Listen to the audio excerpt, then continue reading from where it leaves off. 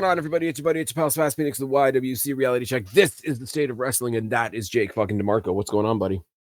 What's going on, my buddy, my pal, Spaz? Sir, you and I have had quite the wrestling week, if I must say so myself.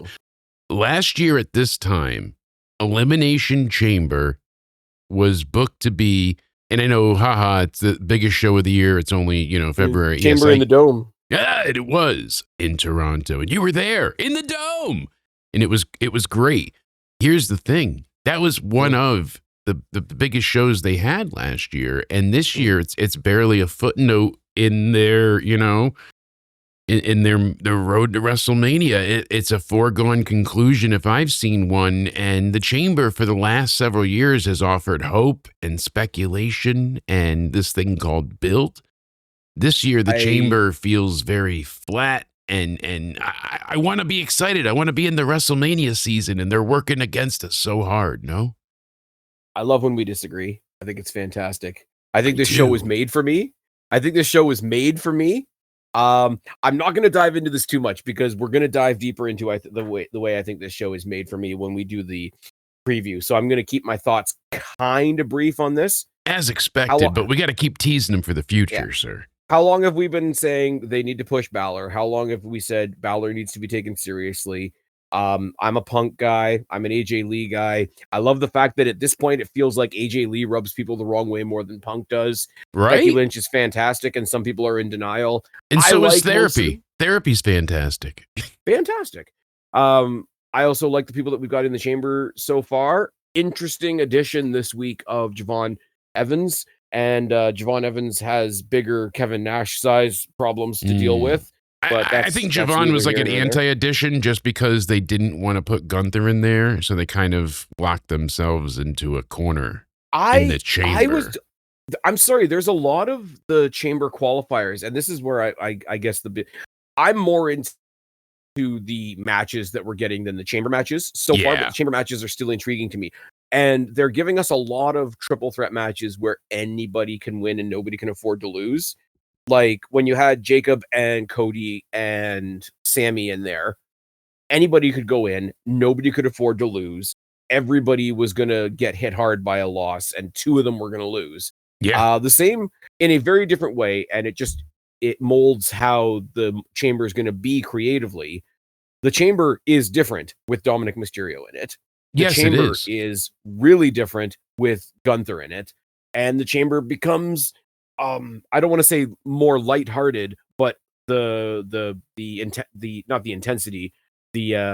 energy, the frenetic pace, I want to say the charisma of the match, if that makes sense. I know what you're getting at. Yes, brings at this point. Yeah, it takes it not to be less credible around like somebody would say. Yes, but you know what though? Like it's like the Rumble and it literally serves the same purpose as the Rumble. That it does in a much smaller way. It is the silver medal pay-per-view before WrestleMania. If Rumble's gold, then Chamber is silver because the gold gets to choose what title they go for, and the silver gets to go for the other one. Yeah. So Chamber is never going to get over that feeling of being the consolation prize. But again, I don't necessarily see that as a bad thing. No, I just hate the consolation prize that is Finn Balor, this whole booking, because as much as I need them to push him, for me, for everybody, for all of Balor Club, we've waited so long. I have conspiracy theories that I am saving till next week. Yeah, we'll get into our ultimate preview that you and I will have on the way to Elimination Chamber. I'm just bothered because of ticket sales. It all comes down to ye old ticket sales, and they were worried that they're not selling enough to go ahead and meet the demand of last year and exceed it. So they needed a marquee match. They needed a main event. They needed that John Cena Cody. So they announced Roman versus Punk, which is a big match, which is a good decision, which I'm all fine for. Whatever, we'll discuss it. But I still stick to the fact that I'm glad they tore the bandage off early, and I still stick to the same logic that I had before when you and I talked about this a couple of weeks ago. There's people that are going to feel a certain way about Roman being there. There's people that are going to feel a certain way about Punk being there, mostly AEW fans.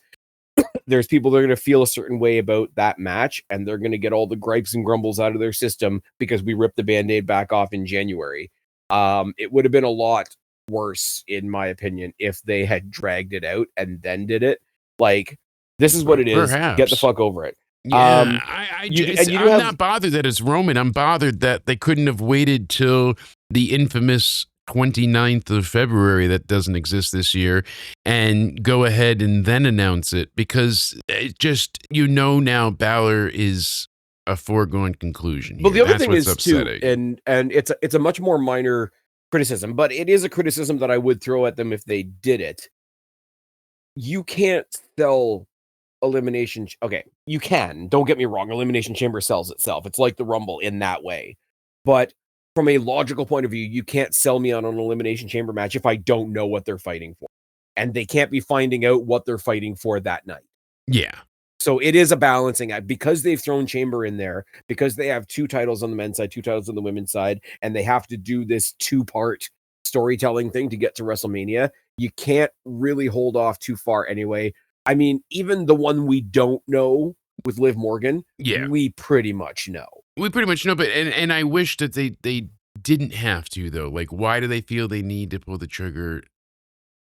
Of all things, like Mania, I know that they just had an all-hands-on-deck meeting. They got everybody together that's not in creative to come into creative, all heads of departments and whatnot, to say, hey, what are your ideas? People are butthurt that it's in Vegas again. And unless where was it supposed to be before they moved it back to Vegas? New Orleans. Okay, unless you live in New Orleans, you were traveling for WrestleMania. Yes. I know it sucks. I know it's tedious changing travel plans and whatever, but it's done. It's been done for a while. For over a year, At this point, I'm saying get the fuck over it.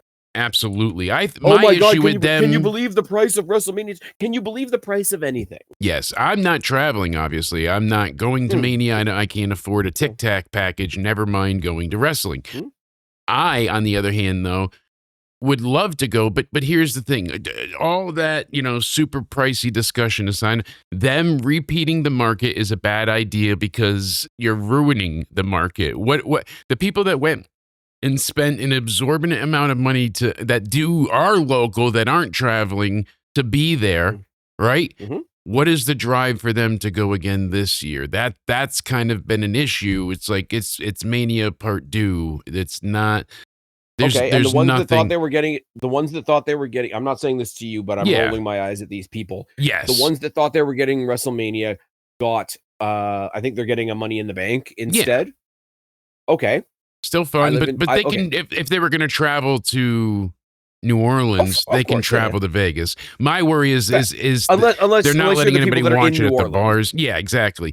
And even still, it's a ridiculous conversation because they're not letting people in bars watch it. We discussed that before. Like everything TKO is doing. That part's fucking ridiculous. But here's my thing, right? Yeah. You thought you were getting WrestleMania. You're not getting WrestleMania. Immediately, they came back and said, we're going to give you Money in the Bank instead, which, yes, is a lesser pay-per-view, right?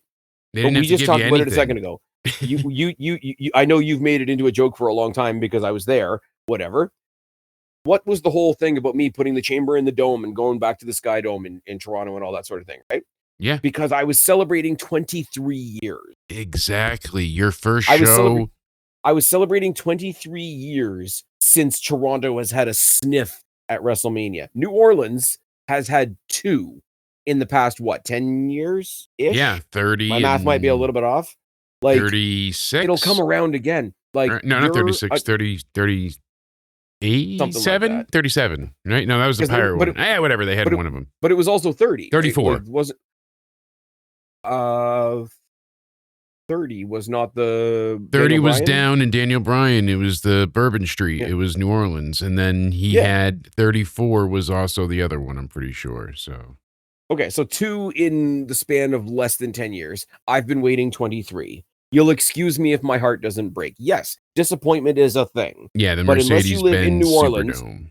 Unless you live in I'm sorry, especially if you were coming from another country, and it's awesome that people come from other countries to see WrestleMania, right? Yeah. And that might not be happening this year. And I get that because of, all prices the things going on. The IC title, it's very icy. And so many issues ongoing. It's like, damn, But let's not the World But Cup. let's not pretend they didn't do 8 straight SummerSlams in the Staples Center. Thank you. So that was my other point. Like, yes, as much as it hurts the market, WrestleMania is not about locals going. It's about travel. I know that. It's a spectacle. I know that breaks the heart of the people that live in whatever city, but it's not about you. You could drop a WrestleMania in a city and nobody from that city could go and you would still fill a stadium. Yes, you nailed it. And especially if nobody in the city is buying those tickets, they just gradually drop the prices. I think Which is already happening. They've dropped them down a bit. Yeah. You guys just had President's Day. We up here just had Family Day in Canada. Belated Happy Family Day to all the fellow Canadians out there listening. So much better than Happy President's Day. I prefer Family Day. Our buddy KJ over there on the Wrestling for Life channel is a fellow Canucker. So, but yeah. So over the course of that weekend, they're like, 25% off and whatever. And you know what? Like everybody said for years, like WWE doesn't need to make money. They've got enough money. Cool. Here's the thing. Especially if you're an AEW fan, if AEW or if WWE suddenly goes into like 2027 and just cuts all their prices in half for a year, AEW never sells a ticket again.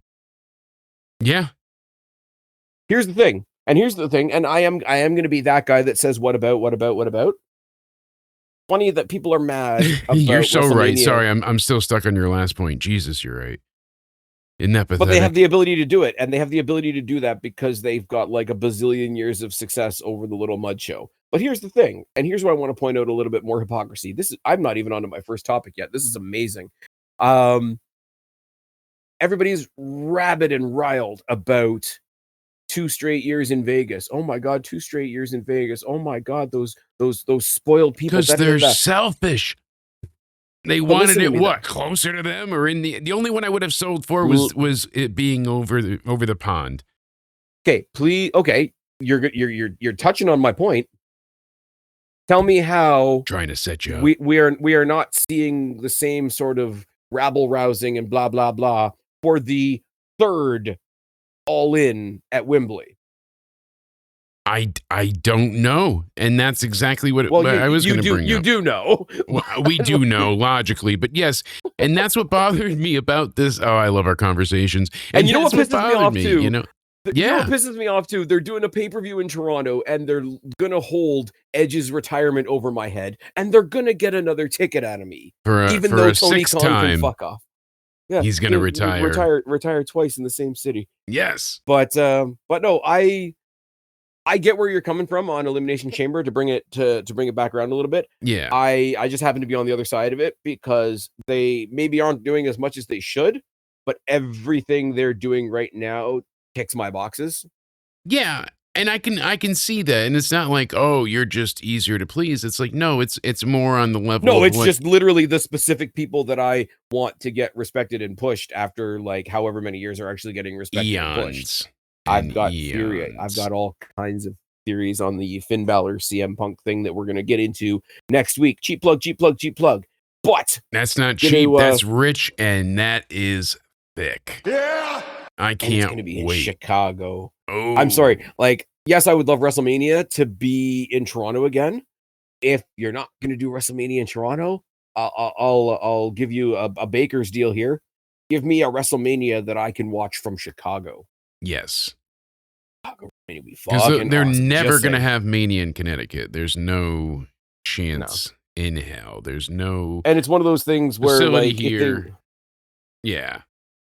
If thing is, like, and everybody always says, well, like, New York is like WWE's home. And it's like, okay, but if they go to New York and they go to somewhere that's not Madison Square Garden, it feels off. But Madison Square Garden has been outgrown by WWE.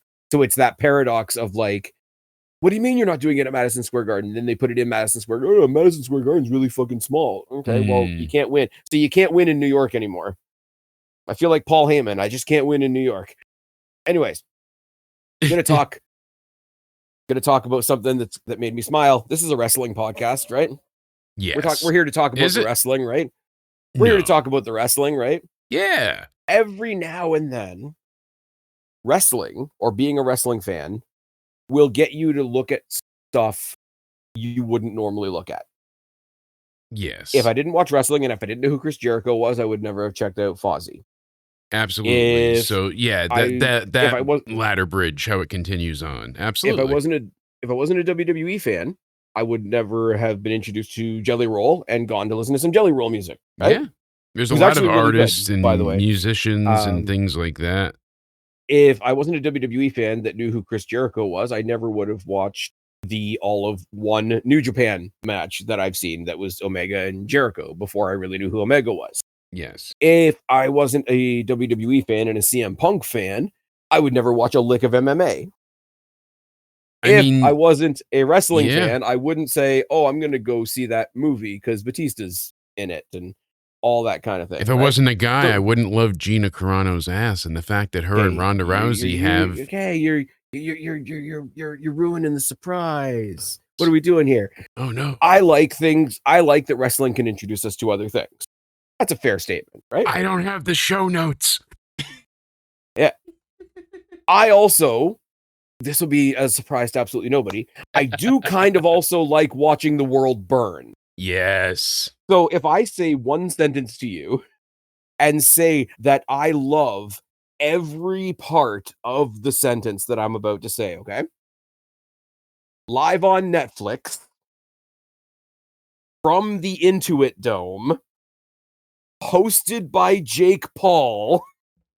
The MMA return of Ronda Rousey and Gina Carano. Yeah. Oh, God damn it. I didn't mean to blow your load there, but I didn't even think this would be something you'd be touching on as much as I did think that you would discuss it, but just not on the podcast yet. That's why I was like, oh, I'm just going to make a quick little reference to this. Because here's my thing, though, right? Netflix, I'm so excited. Okay, this is the other thing I was going to mention, right? I wouldn't know who Jake Paul was if I didn't know who Logan Paul was, right? And I wouldn't have watched boxing on Netflix if it wasn't for the fact that Jake Paul was facing Mike Tyson and everybody was calling him a racist. And we kind of wanted to know what live on Netflix would look like, right? Yes, absolutely. The Intuit Dome is the most obnoxious facility there is. I've hated every show they've done there because the way they light it, the way they've got it set up, the way it looks, it doesn't look like it's made for people. It's an obnoxious building, and I hate that that's even a sentence. The lights on the seats, and just every bit of it is. They didn't learn from that in the Saudi Rumble either. They did not. You set that up so well. I fucking face dove into that, but the point was that you set it up so goddamn well that the picture you painted led me to your point exactly. To a fucking T, because I had sat there and I'm like, well, you know what's funny enough? We're talking about all this. I was never into. I liked MMA, but I never gave the women a shot. Here's the thing, Jake. It's like the boxing thing. Okay, I know who Mike Tyson is because Mike Tyson knocked out Stone Cold Steve Austin like 20 years ago. I know Mike Tyson's a boxer. Don't get me wrong. HBK. Don't get flamed for that one. Okay, whatever. Some guy from Texas. Jake Paul, I only know from being Logan Paul's brother, and I know that people don't like that he's a boxer, and the scrappy little white kid's gonna get knocked out, except he didn't. So, like, I wouldn't have watched boxing if it wasn't for that.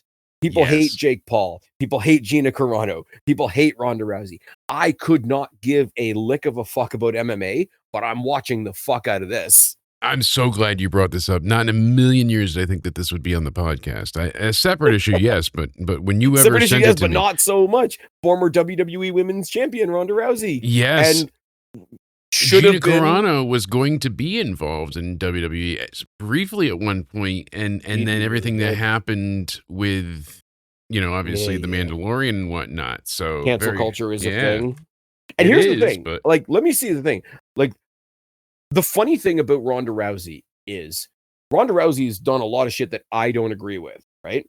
But the things that people hate her for are completely different, like out of the realm thing. Oh, she goes hunting with her boyfriend and talks about having a boyfriend like it's a good thing. Like, what the fuck are we doing? Yeah, I don't know. So, fuck cancel culture on Ronda Rousey. Fuck cancel culture on Gina Carano when other people still have their jobs after doing much worse. Jimmy Kimmel, I'm looking at you. Yeah. Jake Paul, and people didn't defend her. Like they shit all over her, Gina, that is. And then Ronda got the same bullshit. And it was like, no one has a spine. You were all and it's not happening through UFC either. Apparently, they tried to do it through UFC and Dana Dana White, who Yeah. I don't really have anything bad to say about Dana White because I don't know enough about Dana White. I don't know enough about UFC, right? I put myself out on Front Street with He's that, a right? shithead, But like whatever, like lots of people are whatever. shitheads.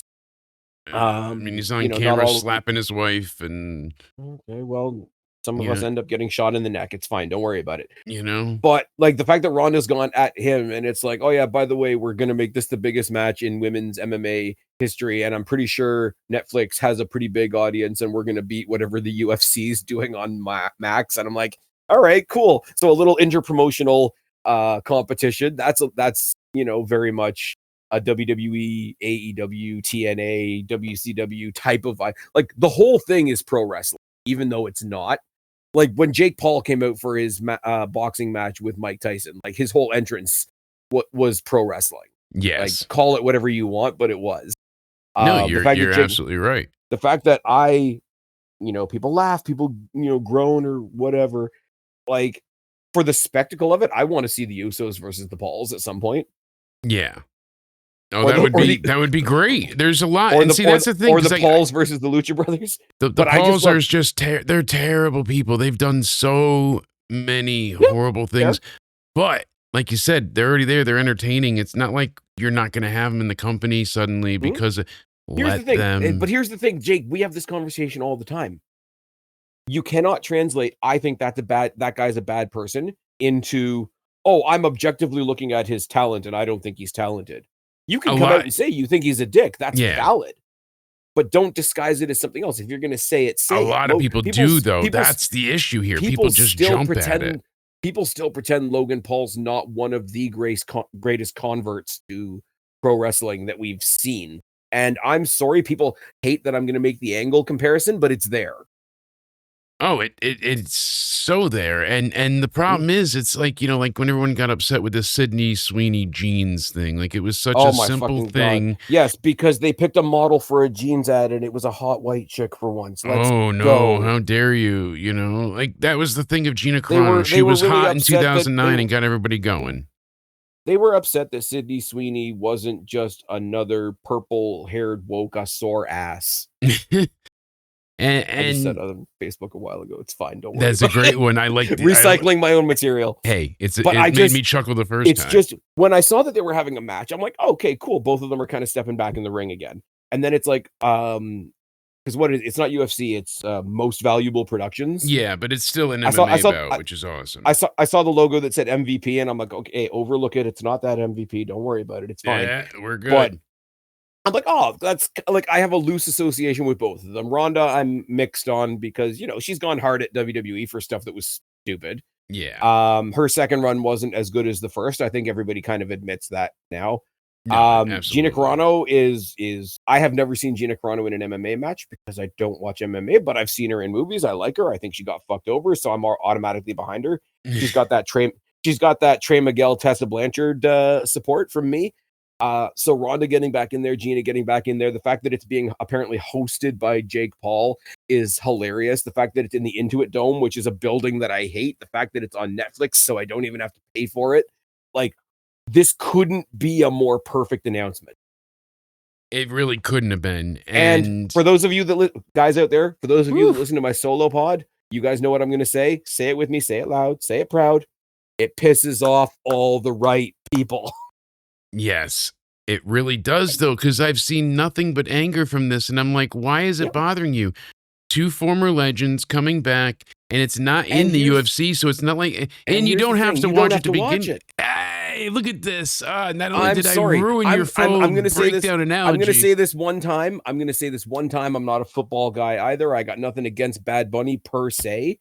The TPUSA alternative Super Bowl halftime show, if you didn't like it, you didn't have to watch it. And people spent more time hate watching that than they say they spent watching Bad Bunny. Yeah. They're going to do the same here.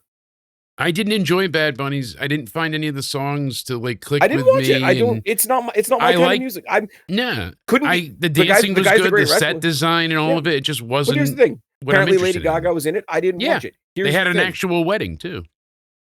I saw that part of it. Yeah. But it's one of those things like I like Bad Bunny from the perspective of he came in as a guest in the WWE and had a couple of really cool matches. The thing with Damian Priest down in Puerto Rico was fantastic. One of my The favorite guy, entrances of of all the time, you last can't 10. even hear the music. No. But the guy doesn't need my support. He's the most streamed artist in the world.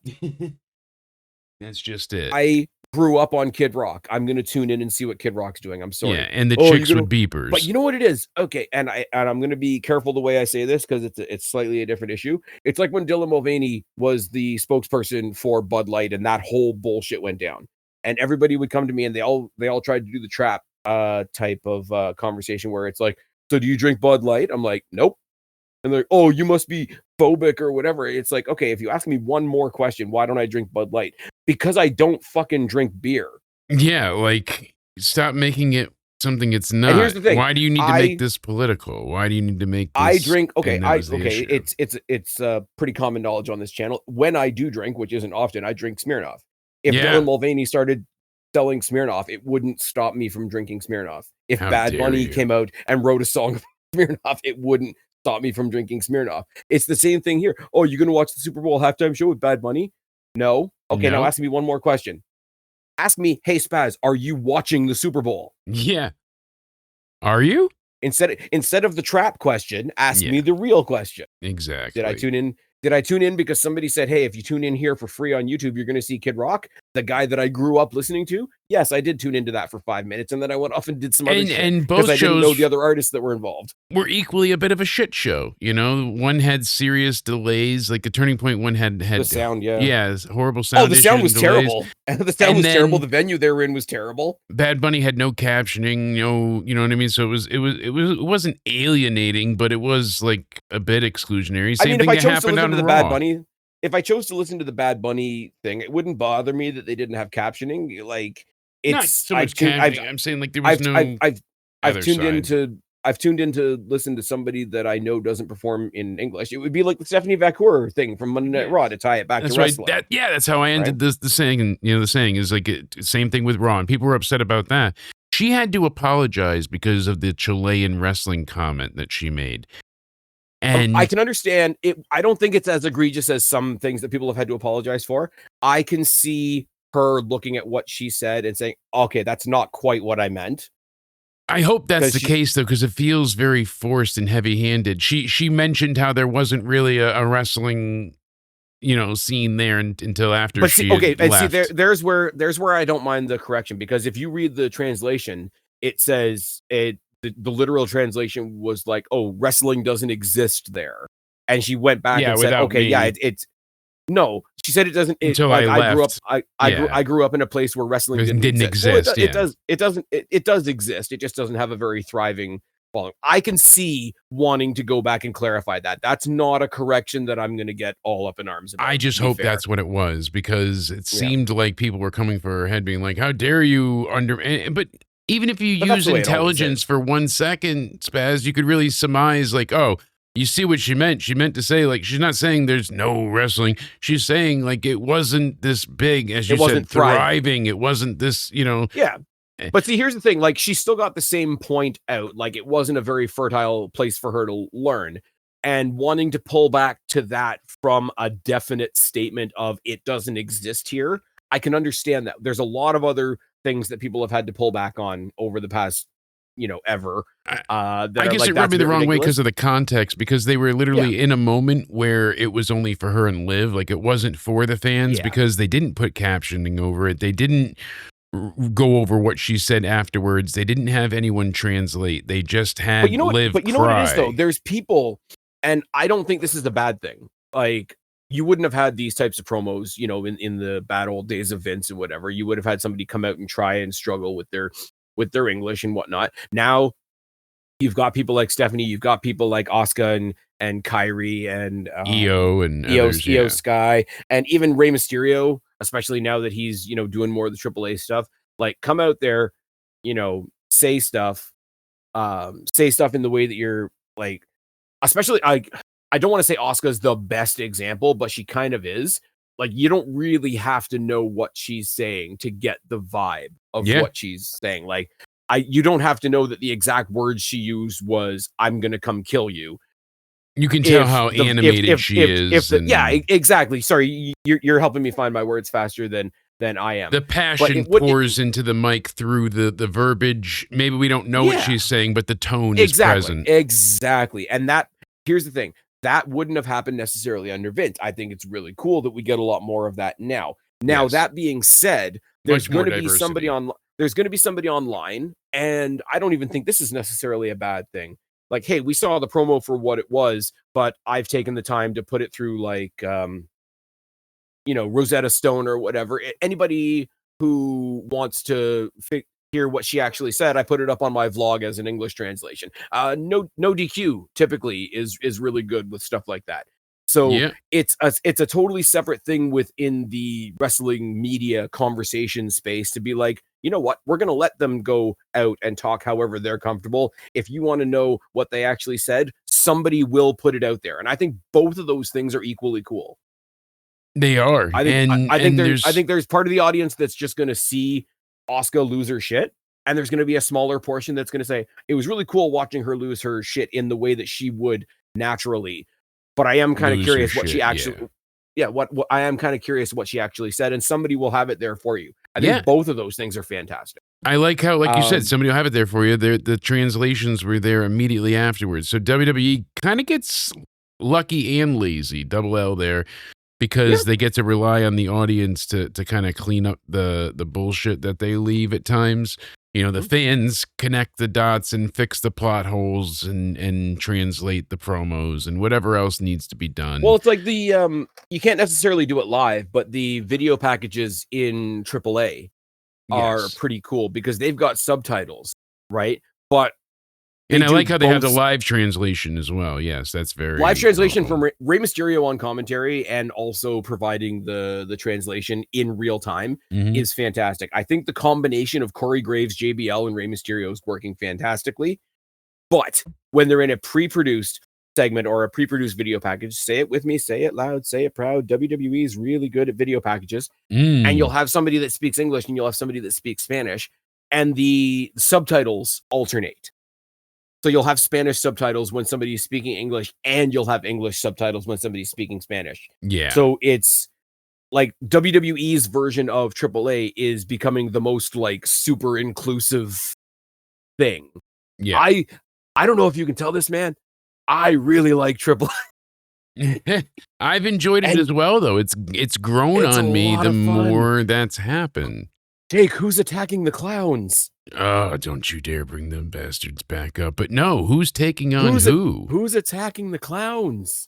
Who's taking who down? They've taken out Jake the Clown. They've taken out Panic Clown. They're going to take out Murder Clown next.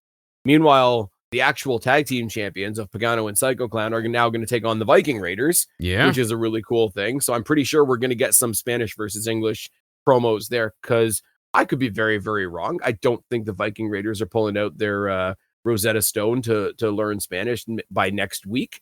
I also think it's cool that you have 2 Vikings and 2 Vikingos, but that's another story that's neither here nor there. Yeah, we're getting there, though. From one mystery in who's attacking all of the clowns to another more basic mystery. Jake. Yes. What's in the box? What's in the box? Oh, so this is okay. I gotta give the funny answer first. It's Vince. See, you know how I know you and I are just so simpatico? I don't know. I do know, because that's literally the answer I gave on the show. I went ahead and I was like, oh, it's Vince. Gotta be Vince. This is how they're bringing him back. Joking, of course, but I was like, let me give the joke answer first.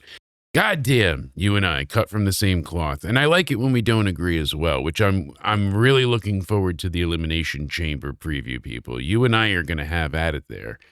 I think my stance with the whole Becky Lynch and AJ Lee thing is going to floor you. So I'm really looking forward to see what we get out of discussion. I think at least 50% of that preview is going to be about the world title match. Not you and I arguing?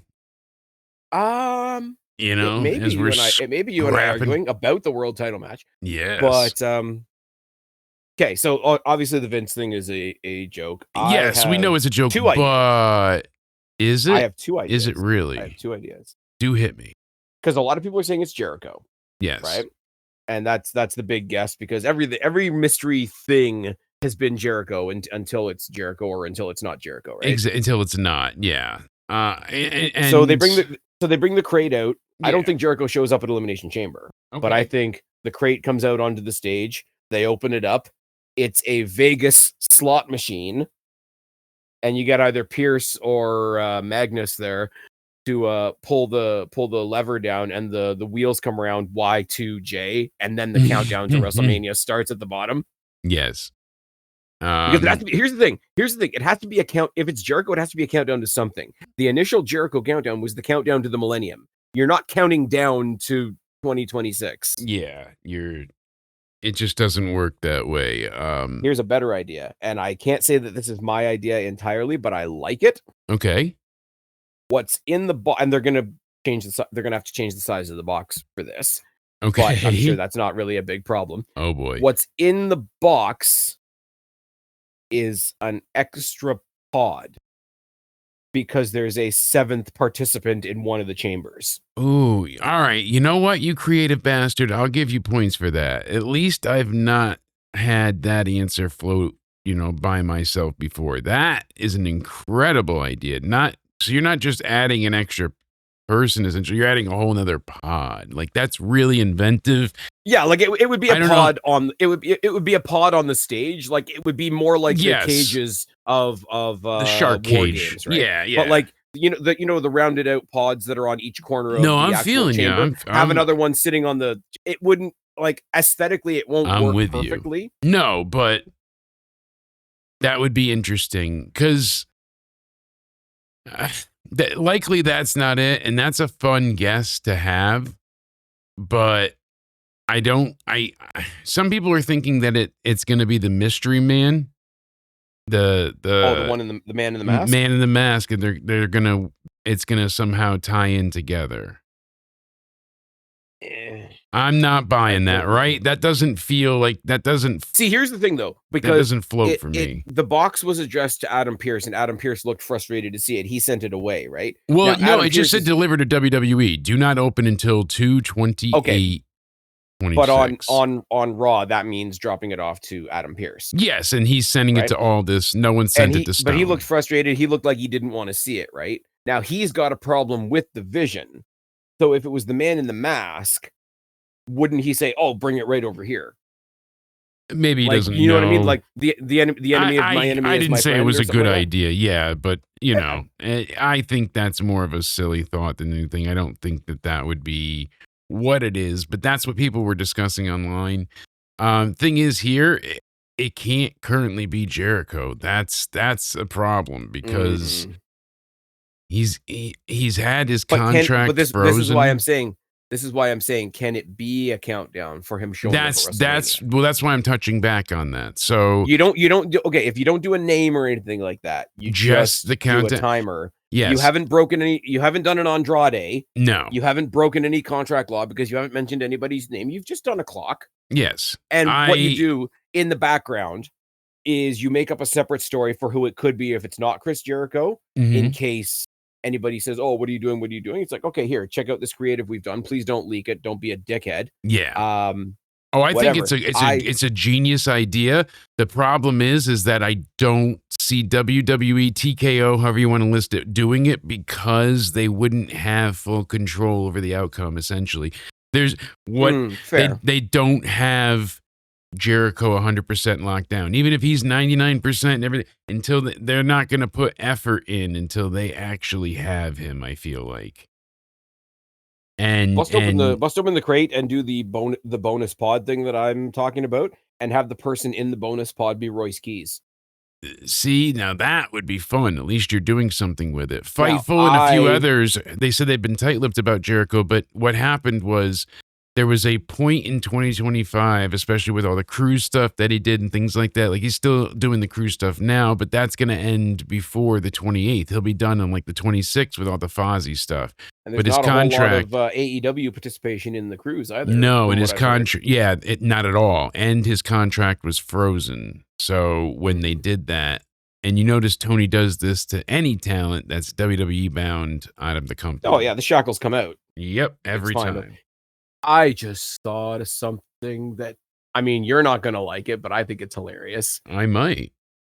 WWE, don't troll the fans all the time, but if you do a really good troll job and I can sit there and cackle at my TV, yes, I will have a good time. Okay, so the crate gets carried out to the center, and it's the same size that it is now because it's not a pod and whatever. Okay? All right, but you get the dramatic music that they used to do when they were like bringing down the cage, where it's like doom doom doom doom doom doom. Have that noise, that music going, but it's just some guy with a tip cart like bringing the crate out. Everything goes black on the Tron. 5, 4, 3. In like the very remember that old Jericho font like with the jewels and whatever. Yes. Just do the numbers in that font. 5, 4, 3, 2, 1. Lights go out. Pyro goes off. The box gets kicked open. And it's a freshly medically cleared Seth Rollins. Ooh, right. Just to fuck with everybody. Now, if he wasn't playing in with the whole Masked Man thing, it would be hilarious, but it could happen. So I never said when this is happening. No. This could be him coming out there to fuck with somebody. Mm-hmm. So Royce Keys is not a bad idea because we haven't seen him on either side. So I think trolling Jericho, who people have said that they're already pre-mad at Jericho, so they're already, he was never that good anyway. So now they're gonna pretend that they're excited about Jericho, and then when it's not Jericho, they're gonna he's like you said, they couldn't anyway. wait to get rid of him. Spaz, they were like, "Fuck this guy! Yeah! Nothing he does is good. Everybody that is involved with him gets put into the Jericho vortex." I broke up with my ex. But nobody else is allowed to fuck her. I broke up with my ex. Nobody can fuck her, and it was actually horrible the entire time. We didn't have one happy memory because they're a frigid, cold cunt. Like that's what he does. A bunch of people that are so happy to see Jericho leave are going to pretend that they're now disappointed that Jericho didn't show up in WWE. So that's a flip of the script. And then they're going to act like they didn't get trolled. And then they're going to go back to very, very, what's the word I'm looking for? Proactively, not proactively, but performatively. They're going to go back to performatively hating Seth Rollins. Yeah. But the way they do it, like you said, it's so disingenuous. It's baffling. And they rewrite history with these people every time where, we never had great matches. Punk was horrible his whole time in AEW. Like they've done it. And there's contrary evidence, which is just even more maddening. Regardless. Here's one for you. And it's one that would have made sense maybe 2, 3, 4 weeks ago. Everybody's saying, look at where the former Mariah May is now. She's, wallowing in NXT. Meanwhile, she's, former North American champion, but don't worry about it. And I'm like, okay. And then they play the clip of like Tony Storm telling her you're going to live in mediocrity, See, Tony was right. Okay. Right now, it wasn't a pay-per-view, but it was the closest thing to a pay-per-view that they've had. You had Tony Storm in a haircut match, teaming with Orange Cassidy, who's like AEW's trained clown at this point, versus Mrs. Roderick Strong in the former Shaggy Dog Wheeler Yuta. Mm-hmm. This is not okay. A month ago, you would have had a point. Now you don't. They fought over hair in the tiny little Australia ring. Yes, and on top of it, sorry, I should say before I go further, credit to Tony Storm for taking the tombstone on the fucking speaker box. Oh my God, that was nuts. But then she went and took a break for 5 minutes. It's fine, don't worry about it. I just thought that was so funny. It's like, it's one of those like, you guys keep getting really close to making a point. You could have had a point like a month ago. You don't have a point anymore. You lost the plot. She's rolling around on the ground in somebody else's hair at their big Australia special. Oh, I think you figured it out. A freshly shaven Wheeler Yuta comes out of the box. All right. I'm fired. Sorry. Yeah. Wheeler Yuta's hair is no longer elite. This is when Spaz just walks me out. He's like, that was too far. That was one too, we can't have Wheeler Yuta infect. We can't have this. We can't go that far. You're just... What was that somebody said to me the other day? Danny Garcia is Miles Bourne with less charisma. And hearing. But that's it. Oh, dear. Oh, no. Speaking of which, we'll get into NXT. I have things I want to pick your brain about, but my guess for the box is not original. Other people have said it. I think it's Danhausen. That would be a lot of fun. That's exactly the reason I'm going for it. I'm going to root for it that way. I know that Punk and Danhausen became very close friends. Not close, but they became friends, and he did the vlog stuff with them. Yes, and... Very nice, very evil. Exactly. I love Danhausen, and they wasted him in AEW. Remember the pop when he first appeared to curse? When he got pulled out on the door or whatever it was? And then it was Adam Cole, wasn't it? I think so. Remember when Adam Cole was a thing? Yes, when Adam Cole was not beaten into oblivion. Remember when Athena was a thing? So many, Okay, we're gonna do it at some point, but somebody suggested somebody on some other stream that I was watching was basically like, you could take all the people WWE are not using and all the people AEW are not using and make another Fed. Yes. We're gonna do that at some point. We really should just book like the WrestleMania of this other Fed. I think that not even that. I'm just saying like let's put a Fed together. But I know. But I'm saying if we'll we have book to one make show, some lists. We should book the best show we can out of It'll be the best show. The scraps. It'll be fantastic. The leftovers it'll be all Tegan Knox. Are you ready? Really no. bring it back. I said no. I said, are you ready? Yeah. I would never say that. That's what they tell me. Anyways, the only thing that bugs me about the Danhausen thing, and this is the very few times that I would actually like push for a bit of a downgrade. Okay. If they're gonna get Danhausen, they have to put him in NXT first. NXT is made for Danhausen. I don't hate that. Because here's the thing as well, right? NXT are the ones crossing over with TNA, right? Mm-hmm. And I would love to see Danhausen. Now that she's actually back on TV, she came back at the pay-per-view last Friday. I would love to see Danhausen interacting with Rosemary. Yeah, that would be something a lot of people would kill to see. Oh my God. I know we just put them on Lola Vice and Mr. Iguana, but put the AAA mixed tag titles on Danhausen and Rosemary. It'll be fantastic. Yeah. I went a little bit Matt Hardy there. But that lines up just enough. And I mean, the only other speculation we have is that Grayson Waller is the masked man. I know that he might be playing him now, but I want it to be, because if Rollins is going to come back and he's going to take on the Vision, it's going to have to be in a 6-person tag, right? Because Braun's either injured or getting back in the title picture. So you've got the other three: Logan Paul, Austin Theory, and Bronson Reed. There's a trio to draw to. Yes, I said, just like you said, what do? You can't single one out. And apparently they want Logan Paul and Bad Bunny. That's been discussed as well. I'm not gonna lie, I don't hate that either. Yeah, no, I'm sure it'd be good. A story. Just do like who's the better celebrity, or even have Logan Paul being like, "There's the battle for Puerto Rico." Oh my God! No, I'm serious. I would play it up all as much as I'm joking. But I would I'm just not. like Logan Paul, who just sold his like what the fucking trading card that he wore to WrestleMania for like $1 bajillion or some stupid thing. Have him show up at WrestleMania, pissed off that he doesn't have a match. I am the biggest star in the company. How come nobody's out here to fight me? Surprise appearance by Bad Bunny, impromptu match at WrestleMania. There we go. Because I think if you try to book a story for that ahead of the time, it'll feel really tacked on, when really all it is we've gotten so good at getting celebrity guest wrestlers in WWE that they can have a match with each other. Yeah, they can, and now that Logan's a full-timer, essentially, with his contract. Oh, yeah. I mean, he's been for a while. Oh, wait. Sorry, we can't do that. Can't do that.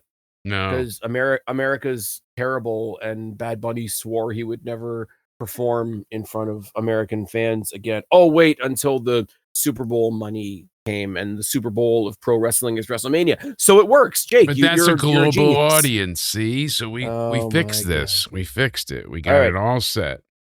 From a global audience to the piddly little Tuesday developmental brand that's still kicking the shit out of AEW. Actually, sir, NXT. I'm going to derail really quick before you get there. I'm Okay. pulling my co-host Cody's job, and I'm going to give you a but actually. Okay, Have but you actually. seen? We didn't get to continue this conversation before, but have you seen the great news that TNA continues to increase their weekly viewership week over week? Really? Yes. Week over week. Every week they've gone up, except for that initial it's- 3,000 drop. For the drop from 1 to 2, and then Yeah. they beat their debut in the third week. Yeah. And it's funny because it's been taped episodes. Yes. And they're not having another live episode for another 2 weeks. You know what the shitty thing is? I don't think we've talked about this. Because TNA, before they got the AMC deal, aired at 8:00 Mhm. here on Sportsnet 360, right? Because Sportsnet 360 lost WWE when WWE went to Netflix, and all of WWE is on Netflix up here in Canada. So they wanted more wrestling content. They signed a TV deal to be their like TV distributor here in Canada, right? And they had the 8 to 10 spot on Thursdays, which is I think when they were broadcasting anyway. Yes. The 9 to 11 slot that they have now on AMC, Mhm. it was for the first 2 live episodes, and because the rest of them have been taped and there's a little bit more wiggle room, the taped episodes are sliding back into that 8:00 to 10 spot. Yeah, so And you we had on- we on- mentioned. We only get 9:00 if it's actually live, which is a little. It's not super great. No, because it's jarring, I'm because not- you kind of have to do the homework and know, hey, or else you're not going to be able to catch it live, because then at the you'll be right like, time, yeah. exactly. So Well, we, my thing go my ahead, sir. thing is like, it's not a huge jump for me because I'm already paying attention to which episodes are live and which ones aren't, because we've got that built-in knowledge of if it's a live episode, there's a bigger chance of something more blockbuster happening, whereas they keep the surprises off the taped shows to avoid spoilers and rah, like all that kind of logic. So I think for people like us that are doing the content stuff that are key to the, okay, this is taped, this is a live show, this is taped, this is a live show, etc. Like I'm still watching the tape shows like they're live. I'm not spoiling shit for myself. Yeah, there's you know, no reason the, to not do it as such. tune It's in just on, hard to treat it like it's live when you're reviewing it. You know, like it's different if Yeah. you're watching it. Well, that's why I'm not doing full reviews. I'm just taking like key news points. Yeah. Tune in on Sunday for the latest edition of your new weekend tradition. Mhm. we talk I've been about enjoying TNA it because when I can't TNA and catch AAA. Yeah. TNA and AAA live, I like to go ahead and on Sundays sit back and listen to Spaz cover what's going on for the week. So it really Look at helps my out partner to plugging me. Pause. absolutely. I'm not just floating your boat here. You really have been putting out amazing content. I love seeing appreciate you grow. Pause. Thank you. With subscribers. And just like TNA's viewership growth, you're so close to 1,500. You sir, should be at 15 million by now with all the effort you put in. You deserve Thanks, it. man. And I Appreciate cannot, I truly, truly, wholeheartedly mean every word. I love to see all the success you're getting. It's well overdue. And I hope it Thank you. only blossoms more and continues. So please, if you're already listening to us here, you are obviously listening to Spaz's YouTube, but make sure you're subscribed, turn notifications on, hit the like button, because as he mentioned, you've got several hangouts planned coming up, and these are great. You get to, And I've made the drop into the executive chat. decision. Even though we don't talk about AEW, I'm still gonna run pay-per-view day hangouts for the AEW shows, so we can sit through all the mud and poo together. Absolutely. Fantastic. Even if you're not covering it, it's still, if you're going to watch it at any point, you want to talk about it. You want to have some form of camaraderie there. And I appreciate you giving us that, because it's different than having once the again, live thing. I have to send one more shout out to our buddies over at the Wrestling for Life Network. You guys know, go do the watch alongs with the Wrestling for Life Network. They are fantastic at what they do. And tune in every Wednesday and watch KJ lose his friggin' mind every time Mox hits the screen. Yes. It's fantastic. But no, the TNA stuff, I hadn't been following the ratings thing, quite honestly, because I've been following what's happening on the screen. But that's fantastic. And Yeah, the people that so are in denial, of the growth of TNA are gonna cope. check this out. They hit a new record. So they went from week 1 to week 5 now. So that 173 to 171. So they went down. But since then, it's been 201, 241, and now 254. 254,000. Yeah, 254,000 viewers. Fair. 0.05 in the demo. So that's going up from a 0.03. Like everything is rising continually. And it said that they had averaged 208,000 viewers in total so far. AMC is happy with this, and especially like the way the rollout had happened. I guess things moved quickly, but not as projected. So they were supposed to, I guess, have a bit more like media time to build up to the debut, but they ended up just going with it right away. They went in raw. Pause. Yes. You got it. So I'm excited it's to cool, see, man. Like you know? people, I know they're already destroying Collision so much that they had to go all the way to Australia to try and find some viewers. It's fine, don't worry about it. The championship has not fallen into terrorist hands, which is also good. I'm an asshole. It's fine. My drink is getting quite warm. Does anybody have any ideas how I could cool down my drink? But no, in all seriousness, TNA's great. TNA's already destroying Collision. They're going to destroy Dynamite and yes, solidify themselves as number 2. But you know, the current number 2 kind of, and it doesn't really count because it's still part of WWE. NXT, the real right? number 2. Ew. Yeah. NXT constantly. When we talk about NXT, even with the pod that I did last week, the big problem that NXT has to fix before we get to Stand and Deliver, oi oi oi, is still up. Go check it out. I went on quite a rant and a ramble, and hopefully you guys will like to hear what I have to say. I don't typically do what it a on the spot rant during the it week. was. You got into some fierce moments there. It was like you guys are shit, but also they're doing really well over there type thing. Yes. But other than the women's division, NXT has always been pretty good in one other area. Factions. I was going to say tag teams. Okay, yeah. Well, they're trying with the tag division. That's about the best tag division's lagging behind badly now. But think about for back in the day, DIY and everything. Oh my God, they were. Tommaso Ciampa was a champion for a week, for 10 days, and he went from Ciampa to Chumpa really quickly. Oh Jesus! But I should say, in all fairness, they got Johnny Gargano on SmackDown lying on a box. It's fine. Don't worry about it. That was funny. I got to be fair. No shots fired. Kind of getting old. But factions. Undisputed Era. Absolutely. Sanity. They weren't really a faction on screen, but the 4 Horsewomen. Yes, the NWO. Not the NWO. On NXT. Oh, D-Generation X. Nope. Damn it. Well, D-Generation X run it. So that kind of counts. I'll give you that one. Hey, I got one. See, I know history. But The Way. Yes. Fatal Influence. Mm-hmm. Toxic Attraction, or whatever Mandy Rose's thing was, right? Now they have Dark State, right? Yeah. But we're not talking about the other faction that's forming in the background. And I want to say that it's Birthright, but that's taking really slow. Taking really slow to get going. Let's talk about the other one that's gonna already. Oh, so you're not talking about Charlie Dempsey's. I'm not talking about Birthright because that is interesting, that's but it's also them. I was gonna start with that, but it basically the Birthright is they basically took all the guys that invaded TNA from the TNA invasion and brought them back to NXT because they were all like 2nd, 3rd generation people and turned it into this Birthright thing. Problem being though is with transferring it from that TNA invasion group to this, High Rise got left high and dry, pun intended. Again, where the fuck is High Rise? So I'm not really talking about Birthright, even though I do think they did. It's going to be something. It's going to be something. It's not quite something yet. What we have right now in a group that doesn't even have a name yet is a group that's much closer to the Undisputed Era in the sense of they're going on their conquest of gold. Yes. And it's Hmm. what the fuck are they called?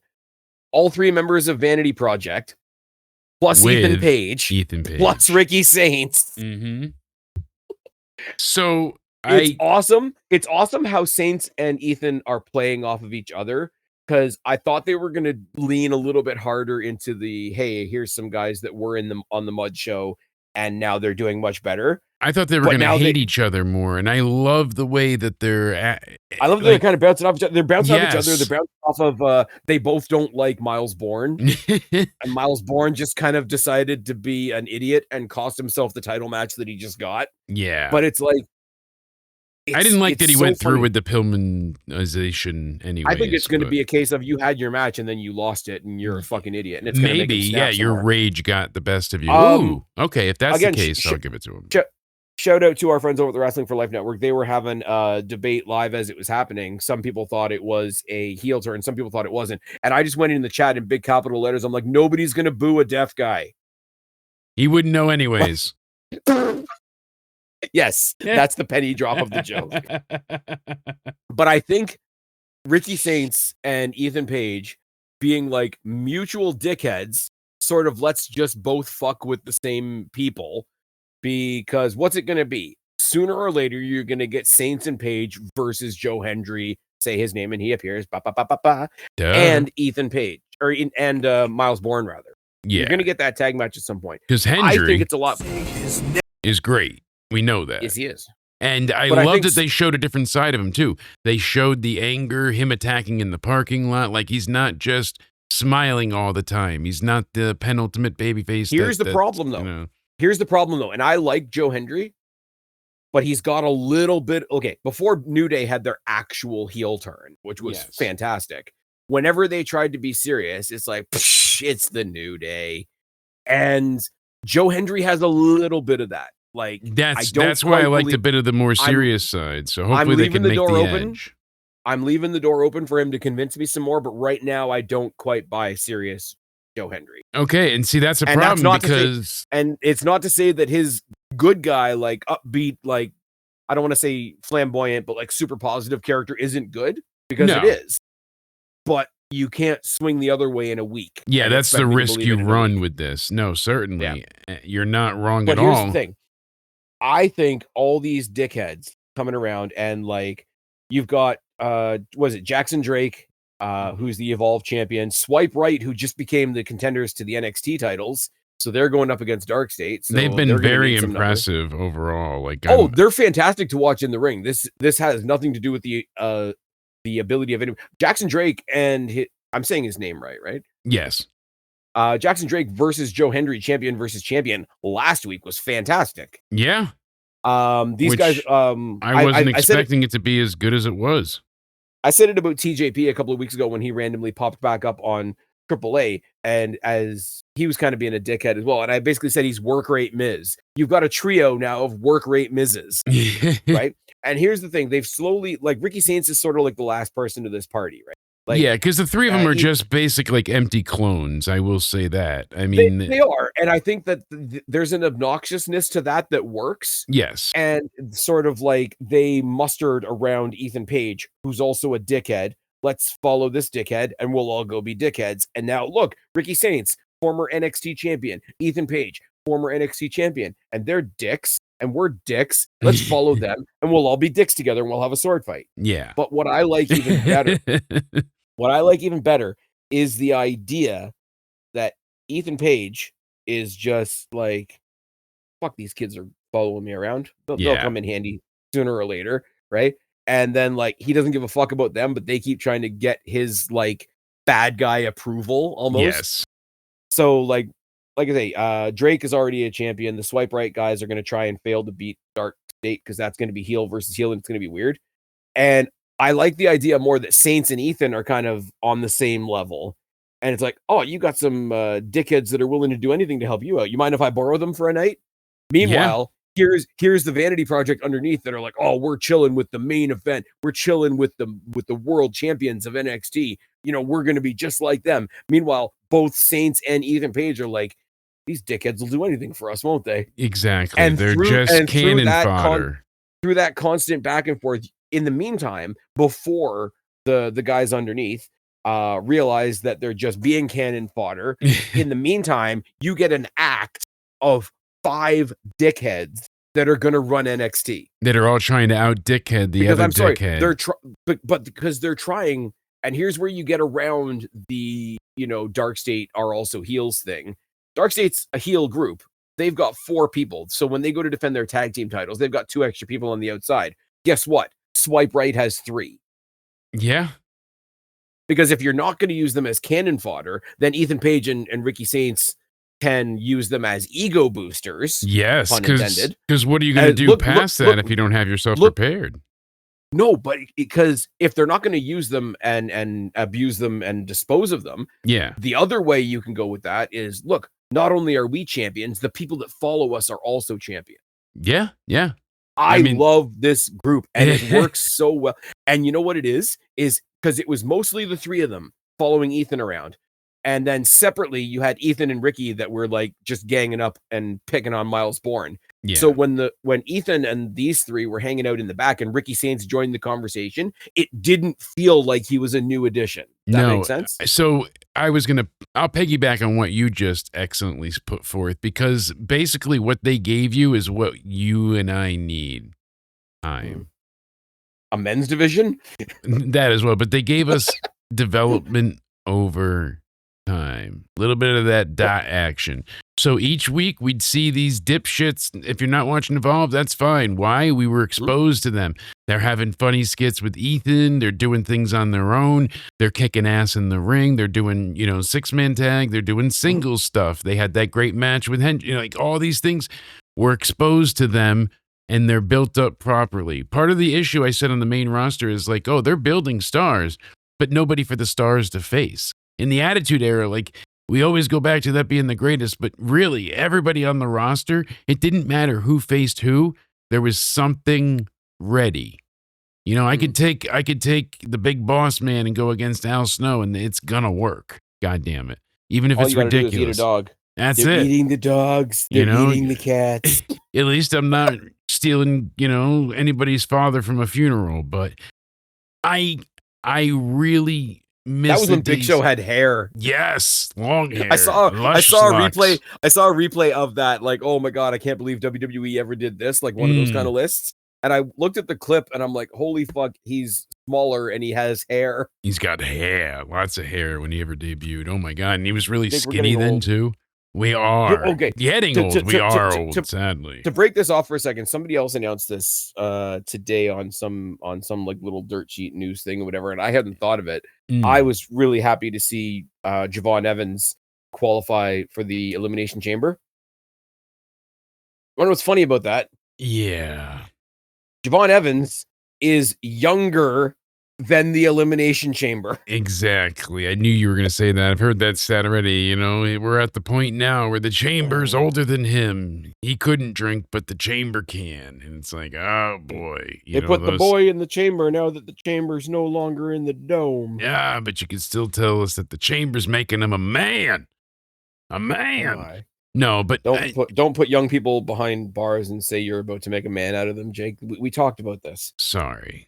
But anyways, getting back to the reason I think this faction is the reason that this faction is so great. Not only is it giving everybody something to do, but you've got, and this was the appeal of the Undisputed Era for a long time. Yes. You've got one group that can say that, any group can come in and say, we're running NXT, right? You got a group like this that's built sort of on the same mentality as Evolution was back in the day. You're not running a show if you can't touch all parts of the show. Yeah. You've got your tag team, you've got your Evolve champion, you've got your mid-card champion, you've got your main champion. The only other thing I would say, if you wanted to add somebody, is like throw a chick on the team. Yeah. But I'm not just going to say, hey, throw a chick on the team for the sake of throwing a chick for the sake of it. Yeah. Because they have the crossover. Make it fit, make it work. But yeah, this is the last point I'm going to make, because it's tired in here and Spaz is tired. because they have the crossover, and like we've already seen that you can make a tag team out of two people from two different companies because they did it with Leon Slater and Javon Evans, which was fantastic, by the way, and they should Which do it more. was. So Sometimes similarities work, you're telling me? You know, similar styles, similar in age, similar. Female member of the NXT Dickheads, Tessa Blanchard. Happy to see her yet again. I mean, there's so much that they're not doing with certain. It would be so funny to really see her because she on. carries herself as such a get the fuck out of my face person. Yes. And I can see her talking with Saints and with Paige, and then the other ones come in to try and like say their 2 cents. And like, who the fuck are these guys? But factions are very important. Like you said, when people come in, guess what? The faction's going to be the one to take them out kind of idea. When people are like, there's roles and it's basically like established order in such things. It's another thing that we're going to do on another day because the notes I have for this are like 3 pages long now. Oh, I believe it. But when you think back to it, look at the star machine that Judgment Day was. Yes. / is. Look at that's what Undisputed Era should have been. I mean, really. And how heartbreaking. The only thing I'll say about Undisputed Era is they stayed pretty tight, and it was just those 4 people. The Judgment Day worked as that group that was constantly changing, constantly evolving, year out, year in. We've added this person, we've added this, you just this said ingredient to the broth. They evolved. Yeah. They chose to evolve. And it was not a mystery. Basically, putting a nice little bow on top of everything is just the fact of I like what we're seeing in that regards because we're getting back to what worked. And what worked was factions, tag teams, factions, groups, and having this 5-man power clique is really and interesting. Don't make the mistake of the other guys over there where there's a fuck ton of factions, but you need a scorecard to keep track of who's in what faction. I mean, the Don Callis family is, I think, 19 members. It's over 20. I don't know who they all are, but it's over 20. So that's beyond insanity at this point and totally ridiculous. It makes it look like a total farce. Look, for WWE, and I'm going to keep saying this because it keeps being funny, for the accusations that WWE got of, they're just partnering with TNA so that they can scalp all the talent. Look how Jordan Grace is doing. Look how Joe Hendry's doing versus how's Josh Alexander doing? I mean, one of my main complaints was how's Ace Austin doing? Yeah, Joe Hendry needs to show Where's a bit Deonna more grit. Purrazzo? There we go. Where's all the other names that we killed to see? Oh, they got the inspiration, the Iconics. Guess what? We'll probably see them get squashed by Megan Bain, and then we'll never see them again. And I can almost guarantee it. Okay, sadly. And here's the thing, right? And here's where I have to give them sort of a backhanded compliment. Oh boy, AEW, like when they get over themselves and pull their own dicks out of their asses and stop doing the all the Death Rider stuff, and I'm dragging myself around in a body bag and let me drag my face through glass. That move. Your wife would like the body bag. She likes. Oh my God, we haven't heard from Cater Taker in a long time. I know. I've been booking AAA. I don't like Mexico, but I like Mexican. All right, well, that's interesting. Cater Taker. All right. Sure. Yeah. We'll go with that. But okay. We got to stop letting him into the studio. Yeah. How does he have But no, where was I keys? going with that?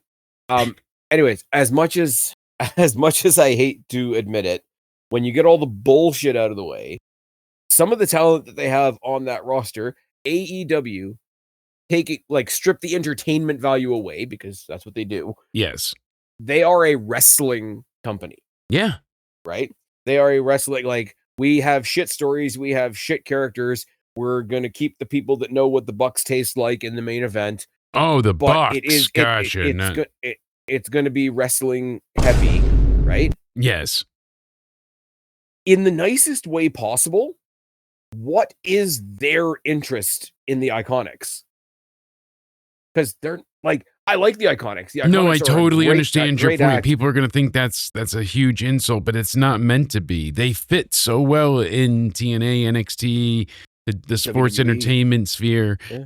They're not going to go in there. I don't picture these girls using barbed wire and rolling on thumbtacks and bleeding. And but they're I'm not like saying even a they straight can't. up wrestling match. Like, I'm sorry, like wrestling. If they ever give Athena her flowers and actually put her on like television, Yeah. like they tried to wrestle Athena back when she was Ember Moon in NXT, and like, I'm sorry, the gulf in like bell to bell wrestling was acumen, whatever you want to say. It was actually noticeable. Yeah. Funny enough, and this is one of those like, you know, ships passing in the night moments. Randomly, the NXT YouTube channel put up a match the other day, and it was the Iconics. I think it was the first time they were wrestling as a proper, like, recognized tag team. Do you know who they were wrestling against? Who's that? Ember Moon and Liv Morgan. Wow. So that shows. Let's see where everybody is now. Yeah. And that really shows like where you were, where you went, how far you came or haven't. And I mean, they were a great act as far as comedy went, but there was a ceiling for that. And I know they wanted to be taken serious, but they again, it's another one of those, like, it's going to sound like I'm being a dickhead, but I'm backhanded, yeah, but it's like, not intended to be. They wrestle to the level of their gimmick. Yes. If that makes sense. Like Chelsea Green, her character probably takes some characteristics from an act like the Iconics. Yeah, but the gimmick. But then Chelsea Green goes and like blows you away in the ring. Exactly, like the gimmick complements her. It's not limited by. Yeah. Yeah. Like, okay, R-Truth these days. R-Truth, if he has a match ever, is going to wrestle to his gimmick. He's not going to give you 5 stars in the Tokyo Dome, brother. He's going to give you like Ron Cena and some fun shit and some fun memories and whatever. And the Iconics can very much be in that same vein. But it's going to be fun. It's going to be entertaining. But that's an entertainment thing. Yes. And like, whisper it, AEW is not that entertaining. I'm not saying why would somebody want to hire the Iconics? They're a great act. I'm saying I don't get, even if I put myself in the mindset of the Mud Show fans, which is a very scary place to be, I don't understand why they would want them. No, I get from that perspective. Do you get what I'm saying? Yeah, exactly. It's a really weird. It's a really because they were excited to see them in Australia. I mean, yeah. That's my point here. Like I talk about ceilings. Like I don't know where you're going from here. Really, I don't. Can you imagine if they were in I really like these two as well. I've always been a big proponent of theirs and defended them. And I mean, Peyton Royce is a little bit more of a wrestler, and Billy Kay is a little bit more of a talker. But can you imagine, for entertainment purposes? Like, I know they're not doing Perth this year. I don't think they are doing Clash in Italy.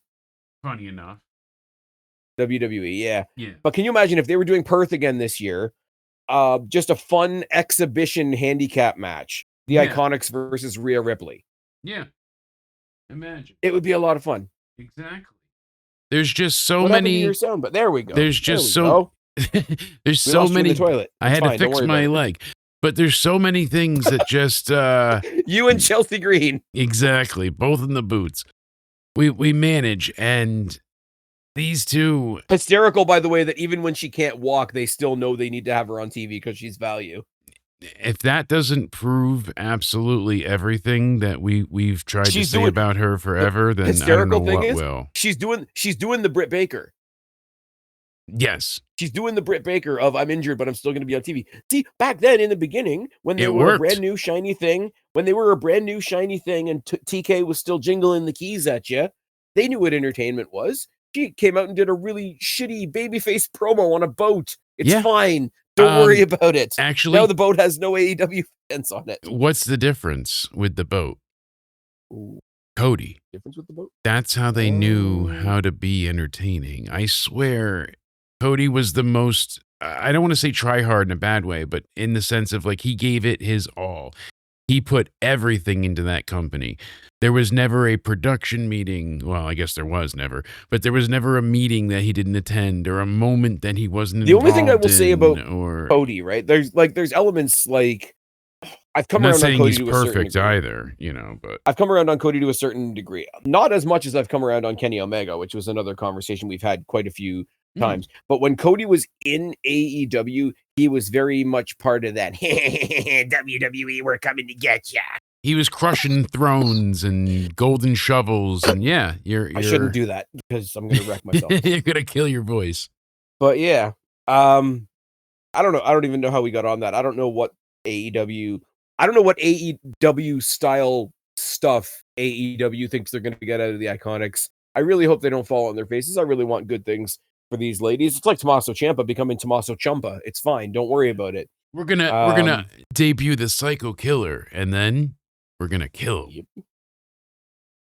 I'm just saying, would you rather be Joe Hendry or would you rather be Josh Alexander, member 1275 of the Don Callis family, who are the heels going up against the babyface Death Riders, because Death is a babyface thing. Yeah. I think I just broke my brain. Jake, tell them what you're up to and where they can find you. I'm so sorry. You can find me on youtube.com/Jake DeMarco. We're over there now, fully monetized, so you might see an ad or two. We apologize. We keep it to a minimum, but you can find me. Super chat. Yeah, it helps out a great deal. It all goes to supporting the show. You can become a member. Gives you early access to some of our uploaded videos and gets you into game night, which we'll have tomorrow. We're having a super game night then that starts at 6:30 p.m. Eastern. Well, you should bring your member to game night. And on top of it, we've got the SmackDown review on Friday, and then so much more coming up with this month. We've got the Elimination Chamber review and a lot more to look forward to, so hopefully you guys can check that out. As we said, at Countdown Ended on Twitter, on Instagram, and all that jazz. And make sure you're following Spaz to check out all of the hangouts he has coming up, and make sure you tell a friend. If everybody tells a friend, he'll definitely hit that 1,500. Yeah, and on that quick note, I will say we'll be back here next week this time to talk about the Elimination Chamber and probably get into some pretty heated debate and discussion, which we all like around here. And you guys know where to find me, or you wouldn't be here. I've been Spaz. This has been Jake. This has been The State of Wrestling. Subscribe up there, talk down there, start a conversation. Keep all these conversations going. Don't be a stranger. I'll talk to each and every last one of you later, but for right now, I am tagging out. They should have put the chamber in the dome.